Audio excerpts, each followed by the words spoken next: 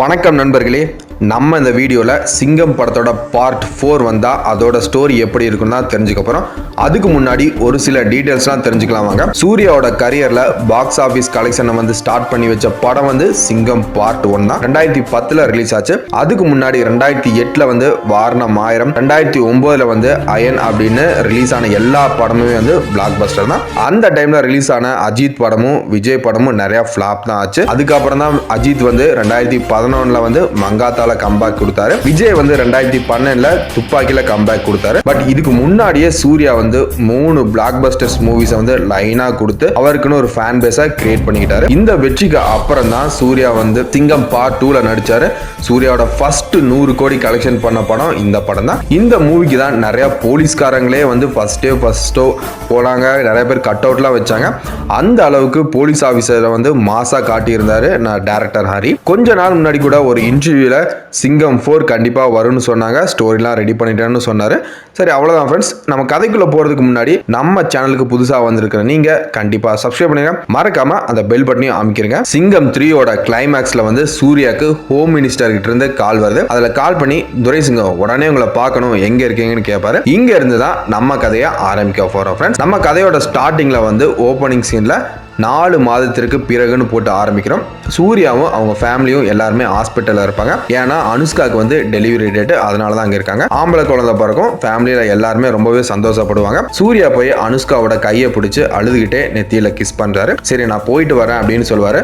அதுக்கு அனுஷ்கா சொல்லுவாங்க, இன்னும் 1 வாரம் இருந்துட்டு போங்களே அப்படின்னு சொல்றாங்க. இல்ல, ஆல்ரெடி லேட் ஆயிருச்சு, உனக்காகவும் நம்ம குழந்தைக்காக மட்டுமே நான் 4 மாசம் இங்க டைம் ஸ்பெண்ட் பண்ணிருக்கேன் அப்படின்னு சொல்லுவாரு. அதாவது இப்போ ஒரு பிளாஷ்பேக்கை காட்டுறாங்க. ஹோம் மினிஸ்டர் ராமநாதன் கால் பண்ணி ஒரு புது மிஷனை பத்தி சொல்லும்போது சூர்யா சார் சாரி சார், என்னால இந்த மிஷனுக்கு இப்ப சார்ஜ் எடுக்க முடியாது. என்னோட ஒய்ஃப் பிரெக்னெண்டா இருக்காங்கன்னு உங்களுக்கே தெரியும். நெக்ஸ்ட் 4 மாசத்துக்கு நான் அவங்க கூட டைம் ஸ்பெண்ட் பண்ண விரும்புறேன் அப்படின்னு சொல்லுவாரு. சரி துரைசங்கம், நீங்க வர்ற வரைக்கும் இந்த மிஷனை நான் ஹோல்டுல வச்சிருக்கேன், நீங்க அப்புறம் ஸ்டார்ட் பண்ணலாம்னு சொல்லுவாரு. இங்க பிளாஷ்பேக்கை காட்டுறோம். இங்க இந்த பிளாஷ்பேக் முடியுது. இதுக்கப்புறம் துரைசிங்கம் ஹாஸ்பிட்டல்ல இருந்து வீட்டுக்கு போய் அவரோட திங்ஸ் எல்லாம் எடுத்துட்டு டைரக்டா ஹோம் மினிஸ்டரை பார்க்க கிளம்புறாரு. சென்னையில ஹோம் மினிஸ்டரோட ஆபீஸுக்கு சூர்யா போனதுக்கு அப்புறம் அங்க அவரை மீட் பண்றாரு. அவர் பிளாக் ஸ்னேக்னு ஒரு கிரிமினல் கேங்கை பத்தி சொல்ல ஆரம்பிக்கிறாரு. சோ அதை பத்தி நிறைய சொன்னதுக்கு அப்புறம் அதை நாங்க ஒரு 4 மாசமா சைலண்டா நாங்க அந்த கேங்கை பத்தி அனலைஸ் பண்ணிருக்கோம். அதோட ரிப்போர்ட் இது அப்படின்னு அதோட ரிப்போர்ட் கொடுக்குறாரு. இந்தியா ஃபுல்லா கொலை,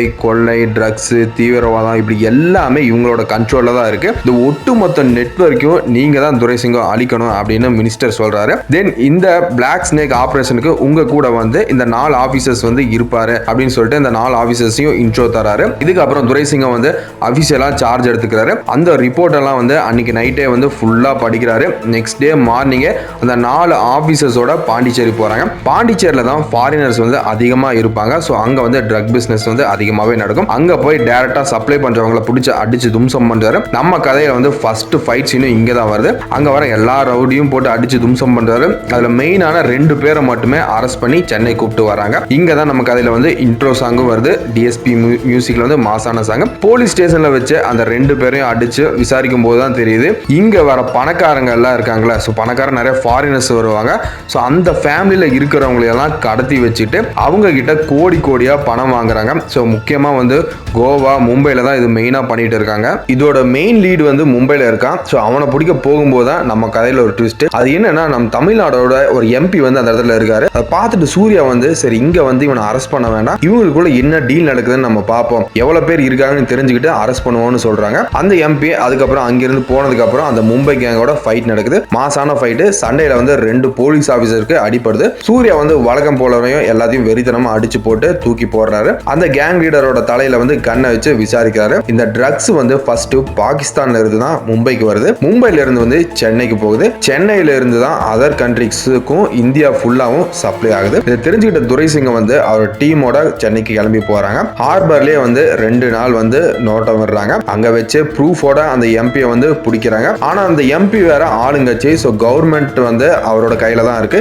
எப்படியோ அவனுக்கு இதுக்கும் சம்பந்தமே இல்லைன்னு அன்னைக்கே வெளியே வந்துடுறான். அன்னைக்கு நைட்டே சூர்யாவை கொலை பண்ண ஆளுங்களை அனுப்புறான் அந்த எம்பி. அந்த ரவுடிஸ் எல்லாம் சூர்யா வீட்டுக்கு போயிட்டு அவன் வீட்டுல இல்லைன்னா தானே, எங்க இருக்கான்னு தெரியலன்னு சொல்றாங்க. ஆனா சூர்யா வந்து எம்பியோட வீட்டில் தான் இருப்பான். அந்த எம்பியை வந்து அடிச்சு போட்டுட்டு, ஏன்னா இந்தியா ஃபுல்லா எவ்வளவு பேர்டா இப்படி இருக்கீங்க அப்படின்னு கேட்கிறாரு. அதுக்கு அவன் வந்து இந்தியான்னு இல்லாம உலக ஃபுல்லா எங்க ஆளுங்க வந்து இருக்காங்க, உன்னால எதுவுமே பண்ண முடியாது அப்படின்னு சொல்றான். சூர்யா வந்து அந்த எம்பியை வந்து அங்கேயே வந்து போட்டு தள்ளிட்டு சூசைட் பண்ண மாதிரி செட்டப் பண்ணிட்டு அவனோட போனை எடுத்துட்டு அங்கிருந்து கிளம்புறாரு. அவனோட போன் லொகேஷன்லாம் வச்சு செக் பண்ணும்போது தான் அவன் வீக்லி ஒன்ஸ் வந்து மும்பை போயிட்டு வரான் அப்படின்னு தெரிய வருது. மும்பைன்னு இல்லாம கொல்கத்தா, அகமதாபாத்னு இந்த எல்லா இடத்துக்கும் போயிருக்கான். இங்கெல்லாம் என்ன காமனா இருக்குன்னு செக் பண்ண சொல்றாங்க. அப்போ வந்து ஒரு ஆபீசர் சொல்றாரு, சார் இங்கெல்லாம் கிரிக்கெட் ஸ்டேடியம் இருக்கு அப்படின்னு சொல்றாரு. ஆமால கரெக்ட், ஆனா இவங்களுக்கும் கிரிக்கெட்டுக்கு என்ன சம்பந்தம் இருக்கு அப்படின்னு கேட்பாரு. நெக்ஸ்ட் மந்த் நம்ம கண்ட்ரில தான் வேர்ல்டு கப் மேட்ச் நடக்க போகுது, மேபி அந்த மேட்ச் அப்போ ஏதாவது இவங்க பண்ணுவாங்க அப்படின்னு கேட்கறாரு. இல்ல வேற ஏதோ பண்றாங்க அப்படின்னு சொல்றாரு. சரி ஏதோ கனெக்ட் ஆகுது, ஆனா நிறைய டாட்ஸ் இருக்கு அப்படின்னு சொல்றாரு. அன்னைக்கு நைட்டே வந்து சூர்யா வந்து நிறைய திங்க் பண்ணி கடைசியா வந்து ஒன்று கண்டுபிடிக்கிறாரு. இப்போ நம்ம இந்தியா வந்து துபாயில இருக்கு. ஸோ அங்க வந்து இந்தியா பாகிஸ்தான் வந்து ஒரு சீரீஸ் ஆடிட்டு இருக்காங்க. நாளைக்கு வந்து அங்க நடக்கிற மேட்சுக்கு வந்து பிரைம் மினிஸ்டரும் பார்க்க போறாரு. ஸோ அங்கதான் இவங்க வந்து ஏதோ பண்ண போறாங்க. ஸோ அதனால தான் வந்து இந்த ஸ்டேடியத்திலலாம் நோட்டை விட்டுருக்காங்க. ஸோ இந்த ஸ்டேடியம் மாதிரி தான் அந்த ஸ்டேடியம் இருக்கும். ஸோ வேற ஏதோ அங்க பண்ண போறாங்கன்னு தெரிஞ்சுக்கிறாரு. நைட்டே வந்து ஹோம் மினிஸ்டருக்கு ஃபோன் பண்ணி, சார் நாளைக்கு வந்து துபாய் போகணும் அப்படின்னு சொல்றாரு. எல்லா விஷயத்தையும் சொல்றாரு. இங்க தான் வந்து நம்ம படத்துலயும் வந்து கிளைமேக்ஸ் சீன் வருது. சூர்யா வந்து துபாய் போறாரு. இவனுக்கு எப்படியோ பிளான் தெரிஞ்சிருச்சுன்னு துபாய் ஏர்போர்ட்லயே போட்டு தள்ள ஆளுங்க அனுப்புறாங்க. இங்க வந்து செம ஃபைட் சீன் வருது. எல்லாத்தையும் அடிச்சு போட்டுட்டு ஸ்டேடியம் போறாரு. அங்க இருக்க கார்ட்ஸ்லாம் வந்து விட மாட்டாங்க. I am Indian police officer துரைசிங்கன்னு சொல்லிட்டு ப்ரூஃப் எல்லாம் காட்டிட்டு உள்ள போறாரு.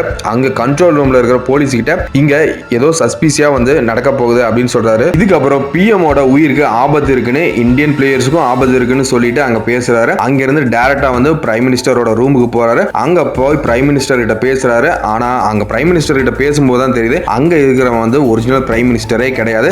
அங்க இருக்கிறவன் வந்து பிஎம் மாதிரியே வந்து பிரைம் மினிஸ்டர் மாதிரியே வேஷம் போட்டுட்டு இருக்கிறான் இன்னொரு ஆளு. ஸோ அவனை போட்டு அடிச்சு அங்க இருக்கிற ஆபீசர்ஸ்லாம் விசாரிக்கிறாங்க. அப்பதான் வந்து அவன் பிரைம் மினிஸ்டரோட மாஸ்டர் பிளான சொல்றான். நெக்ஸ்ட் இயர் வந்து நம்ம இந்தியால எலெக்ஷன் நடக்குது. ஸோ அந்த எலெக்ஷன்ல ஜெயிக்க பிளான் பண்ணி வேணும்னே இந்தியா வெஸ்ட் பாகிஸ்தான் மேட்ச் அப்போ பிரைம் மினிஸ்டரை வந்து சூட் பண்ணா அது வழியா வந்து சிம்பத்தி கிரியேட் பண்ணி ஸோ வந்து நம்ம எலெக்ஷன்ல வந்து நிறைய ஓட் வாங்கி ஜெயிக்கலாம் அப்படின்னு தான் இவங்க பிளான் பண்ணி இங்க இருக்காங்க. இது தெரிஞ்ச துரைசிங்கம் வந்து ஒரிஜினல் பிஎம் எங்க இருக்காருன்னு அவரை போய் பாக்குறாரு. அங்க போய் பார்த்தா நம்ம பிஎம் வந்து அரெஸ்ட் பண்ண முடியாதுல்ல. ஸோ அவர்கிட்ட வந்து நான் வந்து உங்களை அரெஸ்ட் பண்ண முடியாது, ஆனா வந்து நான் வந்து உங்களை கொல்ல முடியும் அப்படின்னு சொல்லிட்டு, ஸோ உங்களை அப்படி கொல்லக்கூடாதுன்னா உங்களுக்கு பின்னாடி யாரெல்லாம் இருக்காங்கன்னு சொல்லுங்க, உங்களை நான் வந்து விட்டுறேன் அப்படின்னு சொல்றாரு. ஸோ பிஎம்மும் வந்து பயந்துட்டு அவருக்கு பின்னாடி இருக்கிற எல்லா டீடைல்ஸும் கொடுக்குறாரு. பிஎம் தவிர அவருக்கு பின்னாடி இருக்கிற எல்லாத்தையுமே வந்து அரெஸ்ட் பண்றாரு. ஸோ அந்த கேங்ல இருக்கிற வந்து ஒருத்தனை விடாம எல்லாத்தையுமே அரெஸ்ட் பண்ணி ஜெயில போடுறாங்க. இங்கே வந்து நம்ம கதையவும் முடிக்கிறோம் ஃப்ரெண்ட்ஸ். இந்த கதை வந்து உங்களுக்கு பிடிச்சிருந்தா லைக் பண்ணிட்டு கமெண்ட் பண்ணுங்க. ஸோ நீங்க வந்து கமெண்ட் பாக்ஸ்ல கேட்ட எல்லா கதையும் வந்து வரும். ஸோ கண்டிப்பா நாங்கள் எல்லா கதையும் வந்து கிரியேட் பண்ணி போடுவோம். ஆனா நீங்க கொஞ்சம் வெயிட் பண்ணுங்க. நன்றி, வணக்கம்.